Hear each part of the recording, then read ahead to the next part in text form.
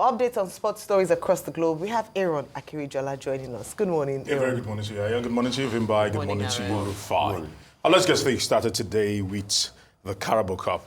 Massive upset. Man City that drew with Brighton. No, that's not big couldn't news. go forward. No, that's not big news at the moment. Really? Yes, there are bigger things. Because Newcastle United, all right, for the first time in about 70 years, of course, actually lifted to the Geordies, and now the Toontide were literally in celebratory mood at Wembley as they actually won a major title for the first time in 70 years. You can see the domestic trophy there. Kudos to Newcastle United beating Liverpool, who were favourites to actually do this one. What a week Liverpool has actually had, crashing out of the Champions League and also crashing out and also losing the Carabao Cup finals yesterday. Away from that, of course, Manchester United actually had a massive game yesterday against Leicester City, and the former Manchester United manager, Ruud van Nistelrooy, cannot seem to catch a break at the moment. Also losing. Once again, you look at it, they are destined to be relegated this season. Meanwhile, Arsenal earlier in the day had actually beaten Chelsea narrowly, 1-0. Merino is now the man that seems to be turning heads at the club because he's been getting the goals for them and doing well in the false nine position. Now, quickly away from Arsenal, let's talk about the fact that players are beginning to land, and this is a good sign because as we speak already, players have started landing and the team are already in Kigali, talking about the Super Eagles ahead of that massive World Cup qualifier against Rwanda. And of course, later on, we'll be playing Zimbabwe. So we'll be looking for... So you can see Eric Shell, Victor Osimhen, and the rest of the gang. We're still expecting quite a number of players, most of them that played probably on Saturday and Sunday. Osimhen played on Friday, scored a hat-trick. So he was able to actually leave Turkey and come into Kigali very early. Now, away from that, of course, the news that is actually circulating is the fact that ex-England international John Fashanu has been arrested in Abuja. It's been a little bit murky about how things have actually played out. It's involving a land dispute, house dispute, and it's rather unfortunate. We're still waiting for how things will play out with him there. But it is big news that a man of his ilk is being arrested, okay? And I'm away from that to Formula One. And I must say this, Lando Norris picking up from where he left off. Yes, last season actually picking up the very first win for the season, the 2025 season. Australian Grand Prix there, and Lando Norris, the Brit, ensuring that he picked up the checkered flag, and more importantly, not just picking up the checkered flag, ensuring that he starts off on a good start. Last season, he came close, but close was not good enough for him. So as we actually press it forward, Lewis Hamilton had a day to forget, by the way. We must actually put it there. He finished 10th, okay? Away from that, and before I actually wrap it up, over the course of the weekend, I finally had the opportunity to talk to Amaju Pinnick, who has said that he doesn't want to talk about all that happened. We'll be playing the entire interview during Newsday, but just a little bit of excerpt on what he had to say about that monumental loss in the FIFA Council elections last week. I feel bad. The first 3 hours I felt bad, I felt betrayed. But I had to brace myself, and in the Bible, you must always forgive and move on.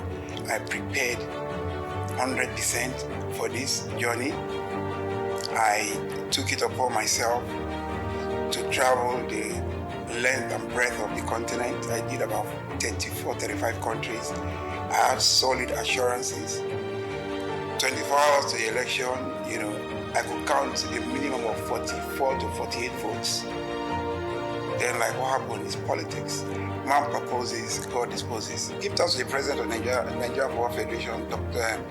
Ibrahim Wusu, the general secretary of Nigerian Football Federation, the chairman of the National Sports Commission. It was amazing. The director general, Kiola Pade, and indeed the president of the Federal Republic of Nigeria for endorsing and making sure that they did all what they had to do at that level of the presidency. Member of the FIFA Organizing Committee for FIFA competitions for 8 years. Member of CAF Executive Committee for 8 years. Vice President of CAF for 1 year. Member of the FIFA Council for 4 years. Jeez. I've only been doing this one now. I know by God's grace, I'm not done in football. It's politics. I don't want to say gang up.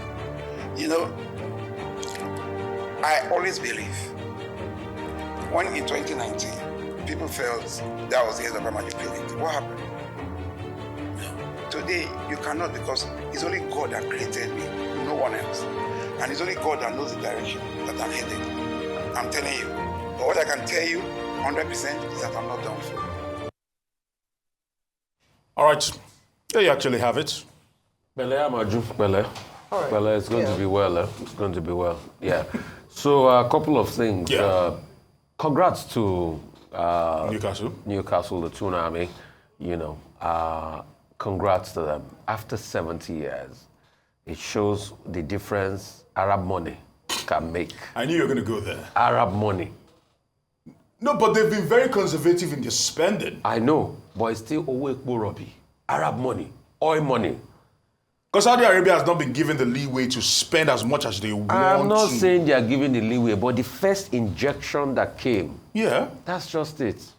Did Newcastle achieve all of this under their former owner? What was that guy's name again? The guy that owned Sport Direct. Yes, okay. Ashley, Mike Ashley. Did they get this kind of? So it's Arab money. So you can give kudos to Arab money one way or the other. He bought people, he bought players. So kudos to them. And they did it in great fashion against Liverpool. You know, that's another good side of it. So also coming to the Premiership, yes, a couple of near misses. Man City had a 2-2 draw. Even Chelsea said did not even do any better. They lost to them. Yes, that's Saying not. that they lost. Not that they didn't do better. They didn't do better, they lost. Okay, just I don't. They didn't do better can make it like they drew, but they lost. They drew. Man City drew. Rub a little I said Chelsea salt. did not do any better. The They Chelsea, lost. No, they the did Chelsea what? So lost. they didn't do better than a draw now. That's what I'm still saying. It's still the same thing. No, you have to be there. No, it's not a matter. It's not a matter of the barren 1-0 win that you people had now that you are now excited now it's about. barren one. You know that because I don't know what is the formidable thing about the 1-0 gifted goal that Merino had. So I don't know what's making. But most importantly, the boy from Bristol is doing wonders. Yes, he The is. question is, can he push and win Formula One this season? That's the big question. I'm talking about Lando. And also the fact that his co-driver puts up a formidable shift. Oscar Piastri is somebody we should watch for. So that the big question is, what are the team's priority? No, the team's driver will still be Lando. Because Last season, it wasn't looking like that. Last At some season, point, at some last point. season, it was a fight for constructors. It was a fight for formidable position in constructors. But you cannot discount that Oscar Piastri. Lando will still take preeminence over Oscar because Oscar just came in barely some seasons ago. So, but give it to them. If those guys put in a good shift, they can actually push for the constructor. Because it showed last season with the car. All right. So aside from Arsenal beating Chelsea over the weekend, let me talk about other things. I really want to. When is Man City? You know how to troll Aaron. They beat them. Yeah, There's no end in it. There's no end. I just want you to report with facts. It's a fluky With 1-0 facts. win. It's a fluky 1-0 win dominated by Chelsea most of the game. Yeah. Oh, yeah. All right. I just wanted to really comment on Amaju Pinnick. I'd be interested in watching that interview. To be honest, it's sad. I feel personally sad by that because Nigeria has lost a seat on the FIFA Council, which he represented quite well. And say what you may about him, he was very passionate about that, and he was very proud about flying the Nigerian flag. I know And he was had the loudest started- voice from Africa. Yeah, from Africa, and was on well the council. respected as Yes, well by yes, he FIFA. was. So I was quite taken aback that he would lose the seat. And like he mentioned, he put in the work. We saw him, even the president of Nigeria endorsed him. He went to countries, he talked about 34 countries or so that he flew to, to campaign. He has football running in his veins.